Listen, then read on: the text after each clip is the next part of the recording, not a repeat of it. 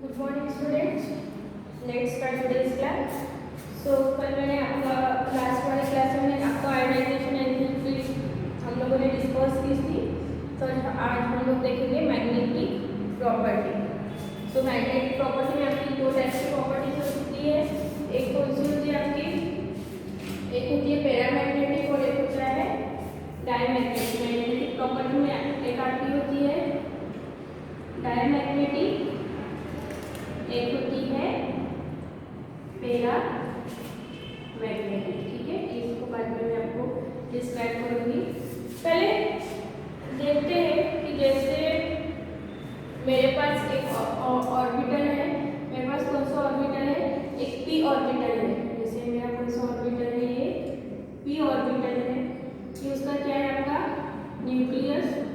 ठीक है, समझ लो मेरे पी ऑर्बिटल में कितने इलेक्ट्रॉन है, 2 इलेक्ट्रॉन. कितने इलेक्ट्रॉन है पी ऑर्बिटल में, 2 इलेक्ट्रॉन है. एक इलेक्ट्रॉन ये क्या और एक इलेक्ट्रॉन ये हो. सो हमने सन मून एंड अर्थ का कॉन्सेप्ट देखा है क्या. कभी पता है कि जैसे मून क्या है, अर्थ के भी चक्कर लगाता है और खुद अर्थ मून के भी चक्कर लगाती है और खुद अपने एक्सिस पर भी घूमती है. सेम यहाँ पर होता है इलेक्ट्रॉन के साथ. ये इस टाइप से मूव करेंगे. ठीक है, इस टाइप से घूमेंगे. ये इलेक्ट्रॉन कैसे मूव करेंगे, इस टाइप से चक्कर लगाएंगे. ठीक है, और खुद की पोजीशन पर भी ये लोग क्लॉकवाइज, जैसे ऐसे आएगा, ये हो गया एंटी क्लॉकवाइज. ठीक है, और ये कैसे घूमेगा फिर, एक क्लॉकवाइज. ये कैसे घूम रहा है, क्लॉकवाइज. यानी ऑर्बिटल में जो ये घूम रहे हैं, I have to tell you that क्या, ये ऑर्बिटल में तो घूम रहे हैं बट साथ ही साथ ये खुद के एक्सिस पर भी वाइब्रेट हो रहे हैं और भी कैसे घूम रहे हैं. जहाँ पर एक इलेक्ट्रॉन के एंटी क्लॉकवाइज घूम रहा है और एक आपका क्लॉकवाइज घूम रहा है. क्लियर. जब हम लोगों ने स्पिन, एक हम लोग भरते इलेक्ट्रॉन इस टाइप से, इस टाइप से भरते. इसमें एक कैसा था हमारा, क्लॉकवाइज था और एक कैसा था, एंटी क्लॉकवाइज था. ये पता है ना. स्पिन हमने 11 में पढ़ा है आपको क्वांटम नंबर, अबॉव प्रिंसिपल. उसमें आपको सब डिटेल पढ़े कि इलेक्ट्रॉनिक कॉन्फ़िगरेशन कैसे करना है, इलेक्ट्रॉन कैसे फील करने हैं, इनका स्पिन कैसे होता है. ये 11 में आपको बताया है. ठीक है, तो हम लोगों ने स्पिन की अगर मैं बात करूं तो क्या हो जाएगा, एक हो जाएगा आपका -½ और एक हो जाएगा आपका +½ है ना. क्योंकि हाफ ऑफ दे रहे हैं ना, यहाँ पर पूरा ऑर्बिटल बनाने में, ये पूरा भरने के काम हाफ ऑफ स्पिन दे रहे हैं. तो एक प्लस में रहेगा, एंटी क्लॉकवाइज है तो माइनस में रहेगा, क्लॉकवाइज है तो +½ स्पिन शो करेगा. क्लियर, इतना समझ में आ रहा है. तो नेक्स्ट स्पिन कितना हो जाएगा, यहाँ पे एक के लिए समझ लो प्लस और इसके लिए माइनस. अगर मुझे निकालना है नेट स्पिन, ये क्या है आपकी, ये स्पिन है ना, नेट स्पिन कितनी हो जाएगी, 0. यस, नेट स्पिन कितने हो जाएंगे, 0. और एक बात, अगर समझ लो मेरे पास एक ही इलेक्ट्रॉन है,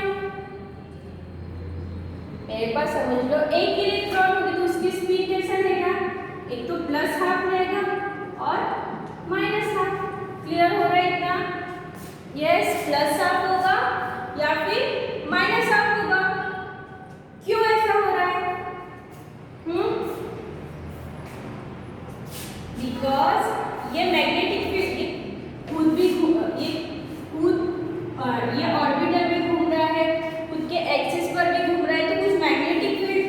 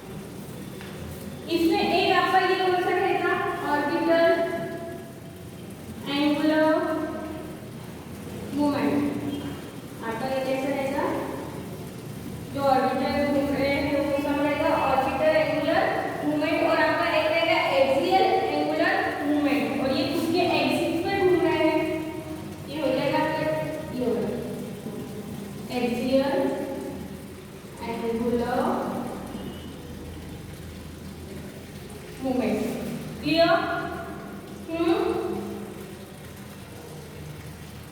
यहाँ पर each electron acting like a magnetic field, but ऐसे बहुत सारे नहीं, बट टाइनी छोटी सी मैग्नेटिक फील्ड को निर्माण करता है या बनाता है। ठीक है, ओके आगे बढ़े। सो नाउ अभी पैरामैग्नेटिक यानी क्या होगा? अभी पैरामैग्नेटिक फील्ड यानी कौन सी फील्ड? पैरामैग्नेटिक फील्ड में क्या रहेंगे? इनके पास कैसे रहेंगे? Unpaired electron. जिनके पास क्या रहेंगे? Unpaired electron. So they are strongly affected by magnetic field and presence of magnetic field they behave as a magnet. क्या होंगे?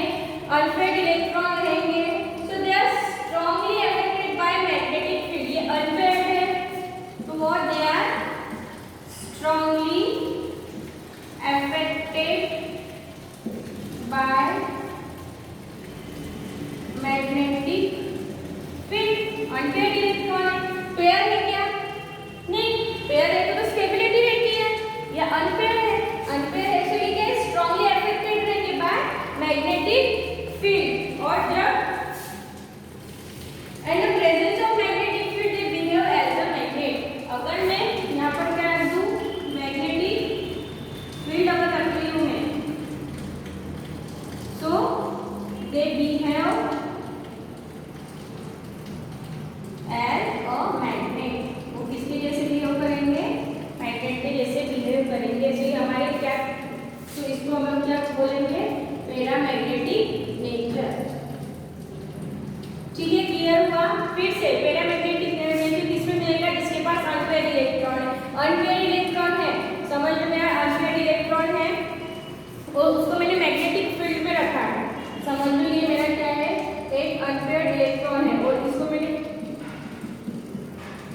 कौन सी फील्ड में रखा है?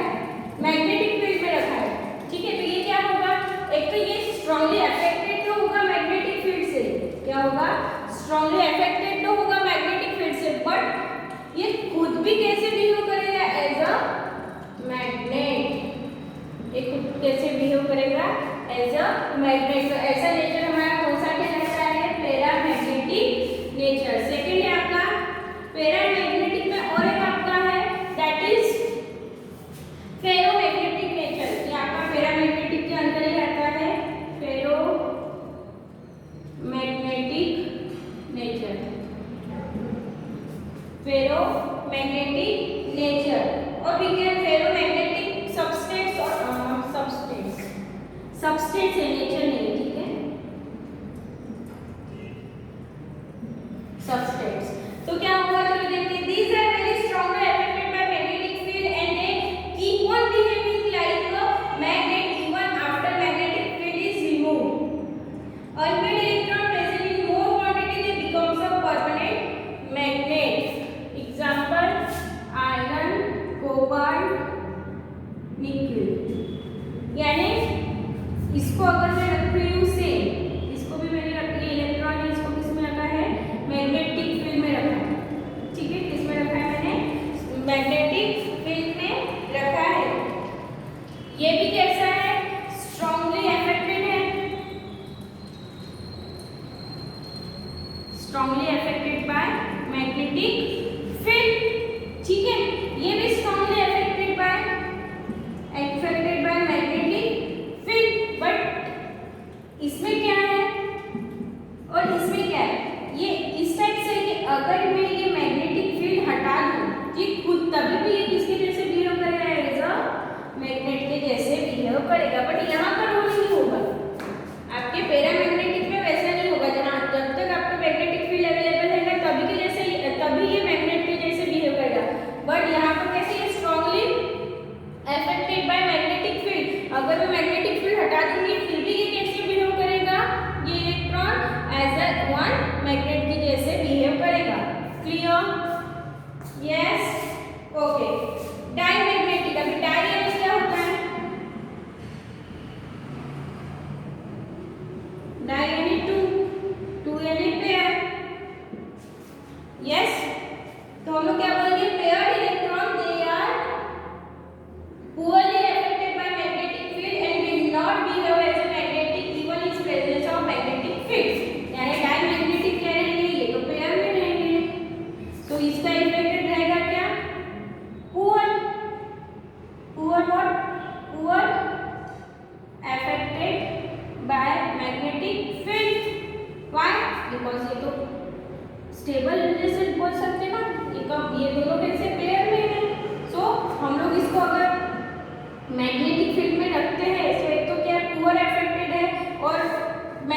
जैसे भी ये बिहेव नहीं करते हैं।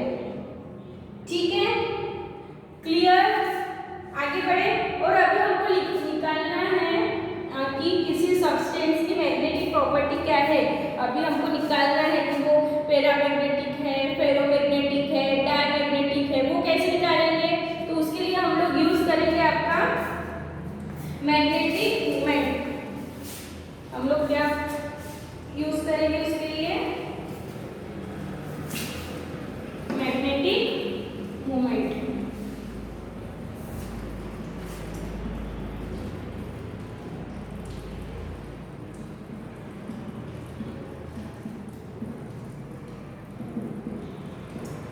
मैग्नेटिक मूवमेंट क्या करेंगे? Find out magnetic movement of elements. तो इसका फॉर्मूला होता है आपका म्यू इज इक्वल टू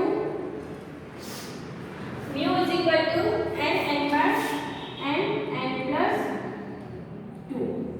इसकी हेल्प से हम लोग निकालेंगे कि हमारा जो एलिमेंट है, सब्सटेंस है, वो कैसा है, कौन से पैरामैग्नेटिक है, फेरोमैग्नेटिक है या डायमैग्नेटिक है। ठीक है, इसकी यूनिट होती है बोहर Bm। इसकी यूनिट होती है Bm।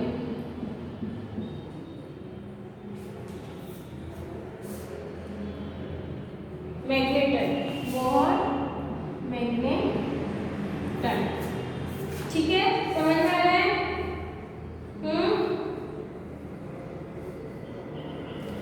यस। तो एक आपका होता है म्यू इज इक्वल टू आपका आता है अगर 1.73 Bm। अगर आपका म्यू इज इक्वल टू आता है 1.73 Bm, यानी क्या होगा? ये 1 electron, what magnetic movement of 1 electron, mu is equal to आपका होता है 1.73 Bm। यानी दी है आपकी इसमें। ठीक है, इतना क्लियर हो रहा है क्या? आगे बढ़े। Yes, okay. सो अगर मैं आपको दे रही हूँ कि इफ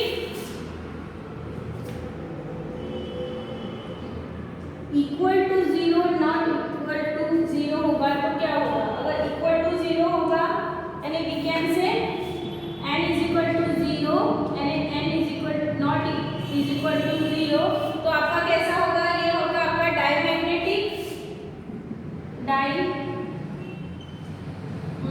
होगा, और ये आपका होगा पैरामैग्नेटिक। ठीक है, एग्जाम्पल के साथ समझे? यस। आपके बुक में पेज नंबर 172, पेज नंबर 172 में आपका टेबल दिया है। Table is 8.7। कितना? 8.7। उसमें सब आपको दिए है, जैसे मैंने आपका दिया है, समझ लो टाइटेनियम का ले लिया होगा मैं 3+ इसके ऊपर है, तो इसका आपका क्या दे रहा है वो? तो आपका इसका इलेक्ट्रॉनिक कॉन्फ़िगरेशन क्या रहा है? इलेक्ट्रॉनिक कॉन्फ़िगरेशन आपका है 3d1 unpaired electron is 1। So magnetic movement आता है इसका 1.73, यानी 1 से क्या है आपका ज्यादा है, तो कैसा शो करेगा? आपका पैरामैग्नेटिक नेचर शो करेगा। ठीक है, क्लियर? समझ में आ रहा है ना? ये पता है ना n यानी क्या रखते हैं? ठीक है, तो ऐसे आपके लिए बहुत से दिए, क्रोमियम के लिए दिया है, मैग्नीज के लिए दिया है, आयरन के लिए दिया है, कोबाल्ट के लिए दिया है, निकेल के लिए दिया है, कॉपर के लिए दिया है एंड जिंक के लिए दिया है, स्कैंडियम के लिए भी दिया है। अगर आपका Sc3+ है, देन आपका 3d0, तो आपका कितना रहेगा? अगर ये 3 इलेक्ट्रॉन क्या करेगा? डोनेट करेगा, तो क्या हो जाएगा? 3d0। तो अनपेयर इलेक्ट्रॉन कितने हो गए? 0। तो वैल्यू कितनी आएगी? म्यू की वैल्यू कितनी आएगी? 0। तो यह हो जाएगा आपका डायमैग्नेटिक। क्लियर? Yes, okay.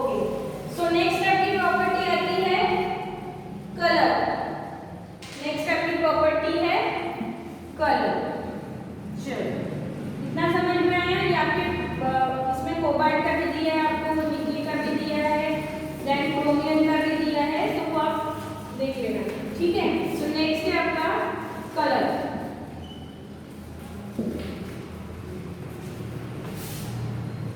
सो कलर कि जो हमारे ट्रांजिशन एलिमेंट्स है वो कैसे कलर शो करते हैं और why they are compounds showing us colour.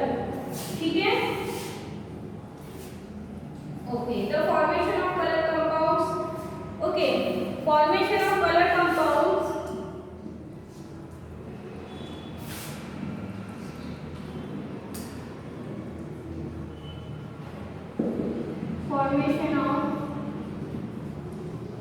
Compounds इसके कारण बिकॉज ऑफ देयर आयंस, ठीक है। चलो एक कंपाउंड लेते हैं। ओके, चलो एक कंपाउंड लेते हैं आपका H2O6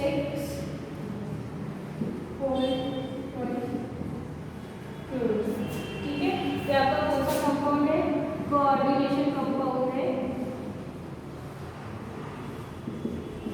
कैसा कंपाउंड है आपका? कोऑर्डिनेशन कंपाउंड है। यानी इसमें आपका ये कौन सा रह जाएगा? ये आपका रहेगा पूरा केटायन और क्लोरीन आपका क्या हो जाएगा? एनायन। ठीक है। चलो ऑक्सीडेशन स्टेट निकालो। क्या हो जाएगा? अगर मुझे X, इसको मैं X ले रही हूँ, क्या हो जाएगा? +0 +6 +-1 +3 0। तो कितना हो जाएगा? X +0 - 3 0, यानी X +3। तो यहाँ पर +3, तो टाइटेनियम कितना हमको ऑक्सीडेशन स्टेट शो कर रहा है? +3। क्लियर? तो अगर यहाँ पर 3 प्लस अगर मैं लेती तो क्या हो जाएगा इसका? 4s1 3d2। यस। सो 1 अनपेयर्ड इलेक्ट्रॉन है। इतना समझ में आया मैंने क्या किया है? मैंने एक कोऑर्डिनेशन कंपाउंड लिया है, H2O6 ट्राइक्लोराइड। उसमें मैंने इसकी ऑक्सीडेशन स्टेट निकाली है, आपकी टाइटेनियम की ऑक्सीडेशन स्टेट निकाली है। तो पता है कैसे निकालते हैं? X +0 6H2A -1 +3। ठीक है। तो इसकी कितनी आ गई? +3। अगर ये 3 इलेक्ट्रॉन डोनेट करता है तो कितना हो जाएगा? 4s1 3d2 था, अगर करता है तो क्या हो जाएगा? 4s0 3d1 रहेगा 2। ठीक है। यानी कितने अनपेयर्ड इलेक्ट्रॉन प्रेजेंट है डी ऑर्बिटल में? 1 अनपेयर्ड इलेक्ट्रॉन प्रेजेंट है। इतना समझ में आया? आगे बढ़े? यस। ओके। सो एक यहाँ पर न्यू टर्म्स आपको मैं इंट्रोड्यूस कर रही हूँ, दैट लीजेंड्स। व्हाट? लीजेंड्स। यहाँ पर हमारा ये क्या सा एटम है? सेंट्रल एटम है हमारा। टाइटेनियम कैसा एटम है? ये हमारा सेंट्रल एटम्स है। और सेंट्रल एटम पे अटैक किसने किया है? ये हमारा जो टाइटेनियम है, ये हमारा क्या है? सेंट्रल एटम है। तो सेंट्रल एटम पे अटैक किसने किया है? आपके H2O ने और क्लोरीन ने। तो H2O और क्लोरीन हमारा क्या हो गया? लीजेंड्स। H2O एंड क्लोरीन हमारा क्या हो गया? लीजेंड्स। क्लियर? यस। ओके, आगे बढ़े। ओके। सो हमारा जो ये आपका कोऑर्डिनेशन कंपाउंड जो हमारे पास है, ठीक है। अभी हमको देखना है कि कलर कैसे शो करेगा।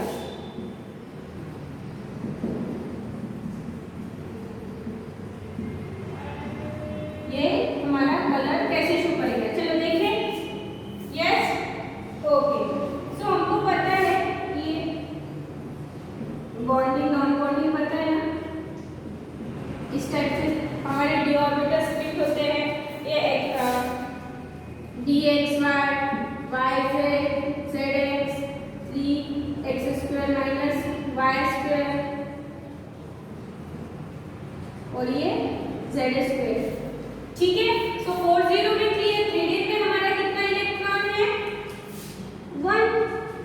3D में ये तो कैसे है, ये लोअर एनर्जी है ना, ये लोअर एनर्जी वाला है और ये कैसे एनर्जी वाला है, हाई एनर्जी वाला है, ये पता होना चाहिए। ठीक है, सो हमारा 3D में कितना है? 1। तो मैंने 1 इलेक्ट्रॉन फिल कर दिया। अब क्या होता है, ये जो 1 इलेक्ट्रॉन है ये क्या करता है? रेडिएशन एब्जॉर्ब करता है। ये इलेक्ट्रॉन क्या करता है? रेडिएशन एब्जॉर्ब करता है। कहां से? From surrounding. ठीक है, ये क्या करता है कि जो इसके सराउंडिंग में जो रेडिएशन है वो एब्जॉर्ब होता है। जो कौन से कलर की होती है आपकी? येलो कलर की। जो कौन से कलर की होती है आपकी? येलो कलर की। सो फिर क्या होता है, ये अभी रेडिएशन यानी हम इसको बोल सकते हैं कि एनर्जी है ना। रेडिएशन यानी क्या? एनर्जी। तो क्या हो जाता है? एक्साइटेड स्टेट में चला जाता है। कहां पर चला जाता है फिर ये आपका? एक्साइटेड स्टेट में चला जाता है। ये इलेक्ट्रॉन आ गया यहाँ पर। ठीक है, इतना क्लियर हो रहा है? ओके, सो अब उसके बाद क्या करता है, फिर से ये डी एक्साइटेड हो जाता है। फिर से क्या हो जाता है आपका?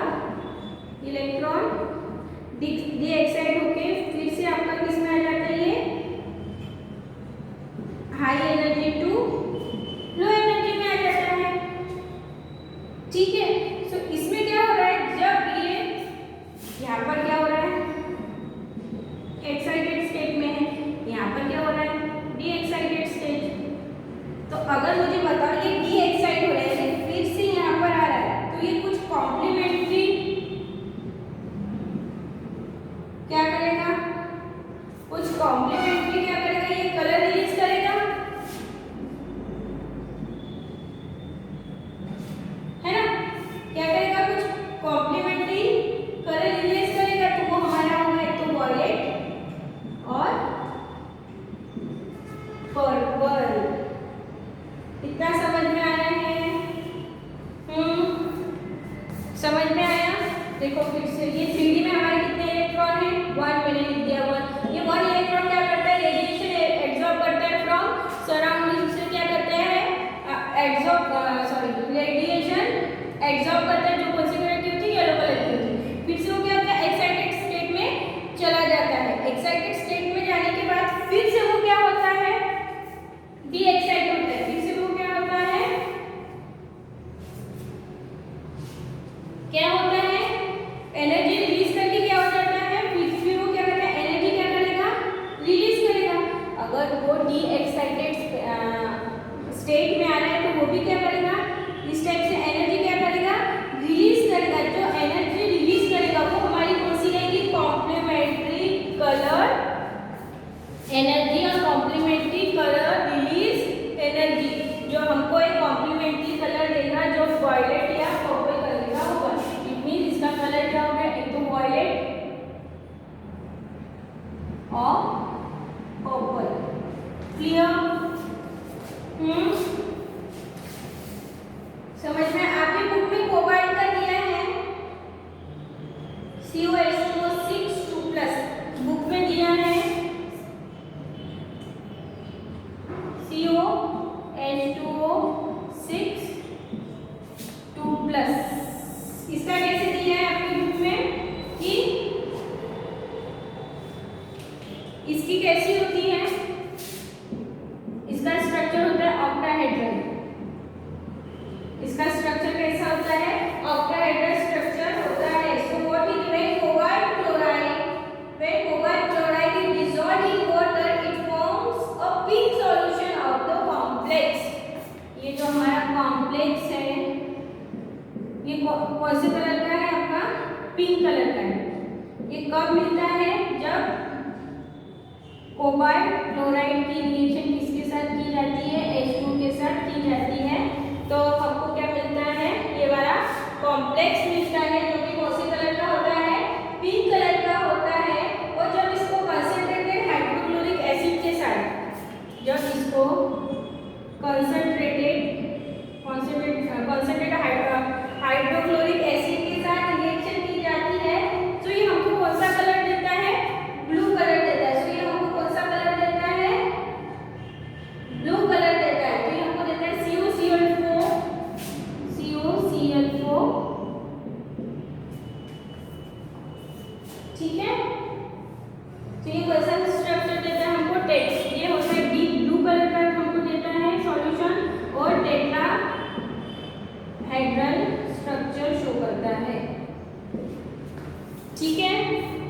Clear? Thus the color of a transition metal ion relates to, यानी एक मैं आपको चार्ट बताती हूँ कॉम्प्लीमेंट्री, जैसे आपको कलर बताया उसका एक चार्ट है वो देख लेते हैं, और ट्रांजिशन एलिमेंट्स कलर कंपाउंड्स और कॉम्प्लेक्स क्यों बनाते हैं वो उसके भी पॉइंट्स कुछ देख लेते हैं।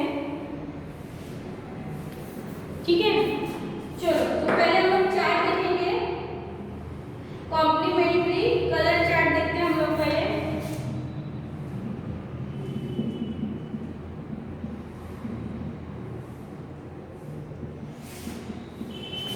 कॉम्प्लीमेंट्री कलर कैसे होता है वो देखते हैं।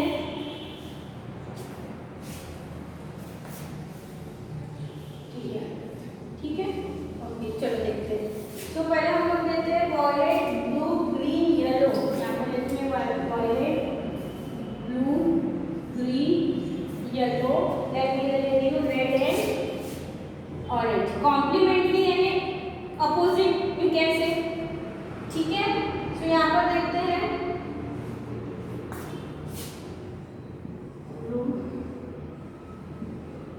वॉयलेट का कॉम्प्लीमेंट्री आपका रहेगा येलो, येलो का रहेगा वॉयलेट।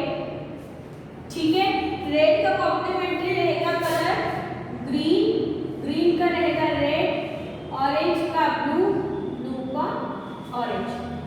ठीक है, यानी जब ये येलो वॉयलेट कलर की लाइट एब्जॉर्ब करेंगे तो कॉम्प्लीमेंट्री कलर येलो देंगे, जब येलो करेंगे तो येलो कलर की लाइट एब्जॉर्ब करेंगे तो कॉम्प्लीमेंट्री कलर कौन सा देंगे हमको, ये वॉयलेट देंगे। अगर रेड कलर की लाइट एब्जॉर्ब कर रहे हैं तो हमको कॉम्प्लीमेंट्री कलर कौन सा देगा देंगे ग्रीन। अगर ग्रीन कलर की लाइट एब्जॉर्ब कर रहे हैं तो हमको कॉम्प्लीमेंट्री कलर कौन सा देगा red, same for orange and blue. ठीक है, यस आप इसमें पॉइंट भी दिए, जैसे येलो एंड ग्रीन के बीच है, आपको इसके बीच का है 56 नैनोमीटर दिया है। देन येलो एंड ऑरेंज का 580 नैनोमीटर है, येलो एंड ऑरेंज का आपका है 580 नैनोमीटर दिया है। ठीक है, देन ब्लू का है 430 नैनोमीटर, वॉयलेट एंड रेड का अलग अलग से आपको ऐसी वैल्यू दी है। ठीक है, ओके, सो इतना समझ में आया। सो अभी हमको ये कलरफुल कॉम्प्लेक्स कैसे दिए हैं, कलर कॉम्प्लेक्स दे रहे हैं, क्यों दे रहे हैं चलो देखते हैं। Presence of unpaired d electron, first point is presence of unpaired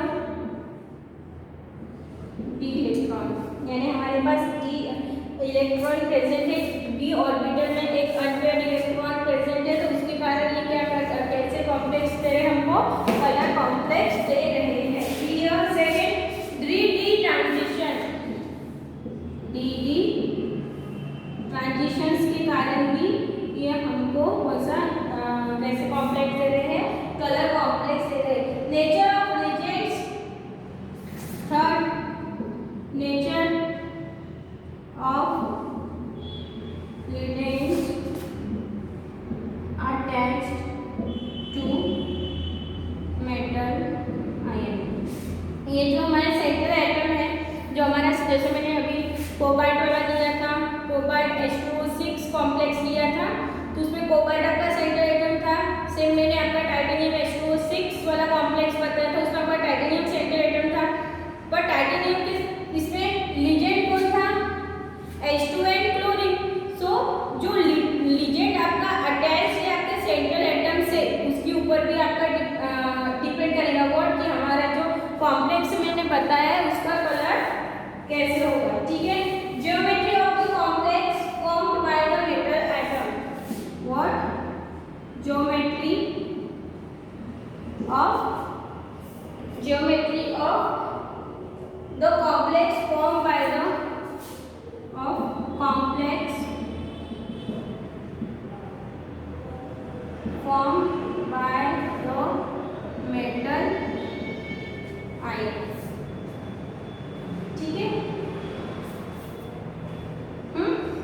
सो इन चार कारण के से हमको क्या मिलता है, इन रीजंस की वजह से हमको ट्रांजिशन एलिमेंट्स कैसे कॉम्प्लेक्स देते हैं, colour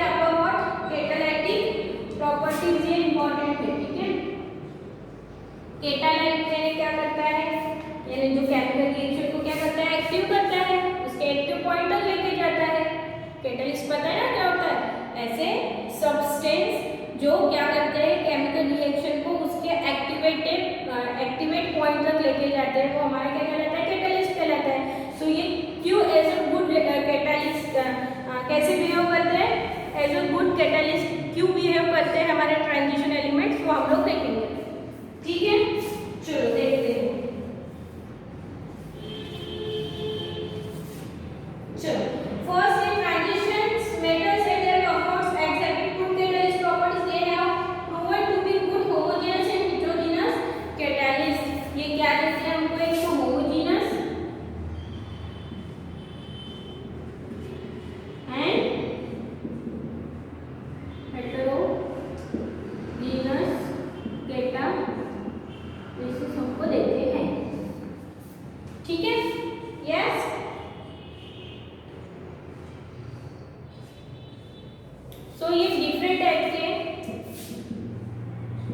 oxidation and reduction reaction में पार्टिसिपेट करते हैं। पार्टिसिपेट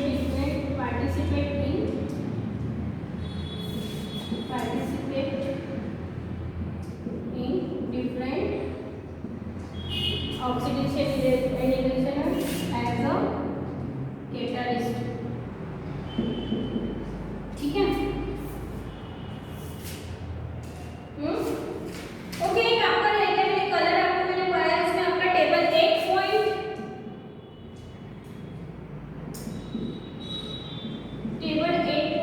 है, इसमें आपको सब कलर से रिलेटेड जानकारी दी है। ठीक है, ओके आगे बढ़ते हैं। जैसे हमने बहुत सी ऑर्गेनिक केमिस्ट्री में तो ऐसा हम बहुत सी रिएक्शन लेते हैं जिसमें हम ट्रांजिशन एलिमेंट का यूज एज अ कैटलिस्ट करते हैं। कुछ एग्जांपल मैं आपको बताती हूँ, जैसे आपका रहेगा आयरन, कोबाल्ट, निकेल, प्लेटिनम, ये हम ऐसे कैसे भी इसका एग्जांपल कैसे यूज करते हैं, एज अ कैटलिस्ट के इसमें हम लोग यूज करते हैं। ठीक है, ओके। सो अभी हम लोग रीजंस देखते हैं। रीजंस देखेंगे कि ये गुड कैटलिस्ट के जैसे क्यों बिहेव करते हैं। फर्स्ट हमारा आता है oxidation state, shows multiple oxidation state. कैसी ऑक्सीडेशन स्टेट, मैंने ऑक्सीडेशन स्टेट आपको पढ़ाया है। तो ये मल्टीपल ऑक्सीडेशन स्टेट करते हैं बिकॉज 3D एंड 4S के बीच का गैप कैसे, एनर्जी गैप कैसे रहता है, लो एनर्जी गैप रहता है। तो क्या करती है, दोनों पार्टिसिपेट करते हैं बॉन्डिंग में। बॉन्डिंग बनाने में क्या करती है, D और S क्या करते हैं, दोनों पार्टिसिपेट करते हैं। और उसके बाद और एक आता है कि जैसे जैसे हम लोग आगे बढ़ते हैं, 3D के बाद हमारा F ऑर्बिटल भी इन ट्रांजिशनल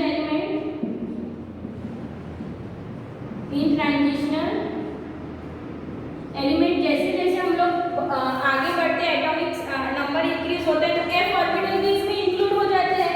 सो दैट्स व्हाई हमको कैसे मिल जाते हैं, D भी मिल जाता है, S भी मिल जाता है, F ऑर्बिटल भी हमारे बॉडी में पार्टिसिपेट करते हैं। सो दैट्स व्हाई ये कैसे ऑक्सीडेशन स्टेट करते हैं, मल्टीपल ऑक्सीडेशन स्टेट शो करते हैं। क्लियर?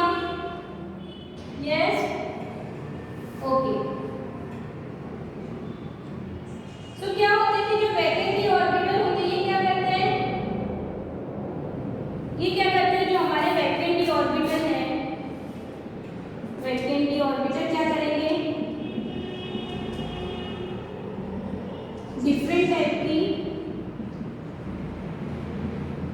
डिफरेंट टाइप की जो रेडिएशन रहेगी उसको एब्जॉर्ब करेंगे।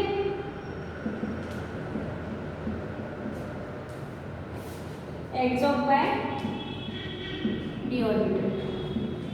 क्या करेंगे, जो ये वैकेंट डी ऑर्बिटल है, वो जरूरी है कि एक ही वैकेंट होगा, 2 भी हो सकते हैं, 3 भी हो सकते हैं, 4 भी हो सकते हैं, 5 भी हो सकते हैं, यानी 1 to 5 के बीच में हो सकते हैं। सो डिफरेंट टाइप के वैकेंट डी ऑर्बिटल है, तो ये क्या करेंगे, डिफरेंट टाइप की जो रेडिएशन है उसको क्या करेंगे, एब्जॉर्ब करेंगे। क्लियर? यस। सो देखो, अभी मुझे बताओ, ये रेडिएशन एब्जॉर्ब की है, यानी क्या किया है,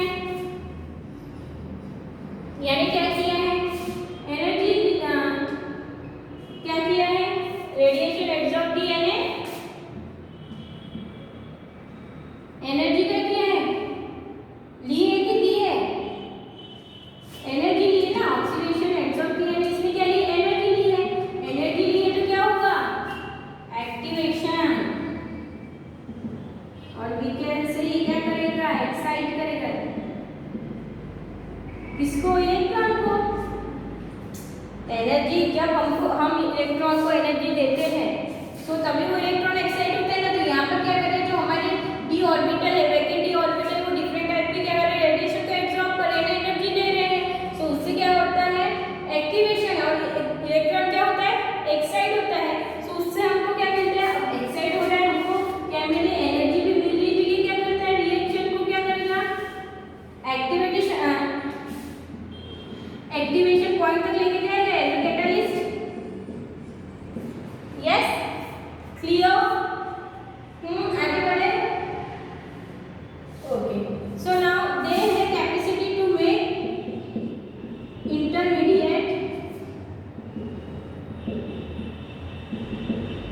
ये कैसे बना सकते हैं, कैसे कंपाउंड बना सकते हैं? इंटरमीडिएट कंपाउंड की कैपेसिटी होती है इनकी बनाने की। सो बिकॉज ऑफ दिस वो क्या बनाते हैं, एज ए कैटलिस्ट का, एज ए कैटलिस्ट की जैसे बिहेव करते हैं। चलो एक एग्जांपल के साथ समझते हैं।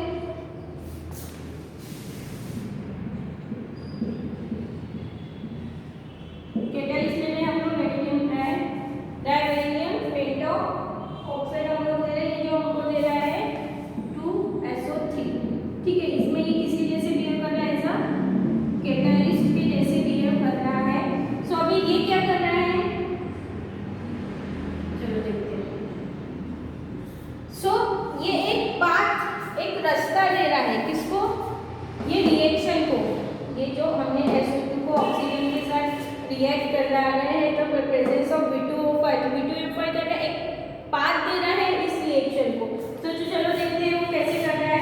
तो पहले क्या हो जाएगा, 2SO2 रिएक्ट करेगा B2O5 से और क्या देगा हमको, क्या देगा, SO3 देगा, SO3 एंड B2O4। तो हमको ये दे रहा है 2SO3 प्लस B2O4 हमको दे रहा है। SO3 गैस क्या हो रही, रिलीज। फिर देन ये क्या करेगा, ये हमको जो मिला है 2B2O4 किसके साथ रिएक्शन करेगा, ऑक्सीजन के साथ रिएक्शन करेगा और हमको क्या देगा 2SO3 प्लस, फिर से हमारा जो कैटलिस्ट है वो ऐसे का वैसा बन जाएगा B2O5। क्लियर? तो ये क्या कर रहा है, डायरेक्शन दे रहा है, एक पाथ दे रहा है किसको, हमारे रिएक्टेंट को। ठीक है, एक एब्जॉर्प्शन थ्योरी भी है, when these elements are in their powder form.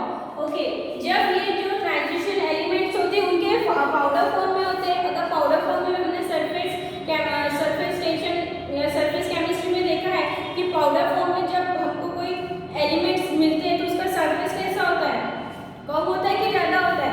जब कोई एलिमेंट आपका पाउडर फॉर्म में प्रेजेंट होता है तो उसका जो एरिया वो कैसा हो जाता है, बढ़ जाता है। एरिया बढ़ जाएगा यानी एब्जॉर्प्शन तो फास्ट होगा, तो एब्जॉर्ब यानी एक्टिवेशन ज़्यादा होगा। सो दैट्स मोमेंट ये भी कैसे ऐसे बिहेव करेगा, आपके एज अ कैटलिस्ट बिहेव करेगा। सो आपका होमोजेनियस कैटलिस्ट रिएक्शन जब करता है मेटल आयंस के साथ है, हमको अनस्टेबल इंटरमीडिएट देता है। ये हमको कैसे देता है, अनस्टेबल, और ये कैसे देता है, स्टेबल इंटरमीडिएट देता है। क्लियर? इसके कुछ एग्जांपल आते हैं, जैसे आपकी ओस्टवार्ड प्रोसेस है, उसमें भी हम लोग क्या बनाते हैं, SO3 का यूज करते हैं, सल्फर ट्राइऑक्साइड का यूज करते हैं। ओस्टवार्ड रिएक्शन में उसमें भी हम लोग कैटलिस्ट का यूज करते हैं। ठीक है, मेन जो आपकी हावर प्रोसेस है, मैन्युफैक्चरिंग ऑफ अमोनिया, उसमें भी हम लोग कैटलिस्ट का यूज करके ही हम लोग अमोनिया बनाते हैं। ठीक है, understood? Okay, so now this is the end of this class. Thank you.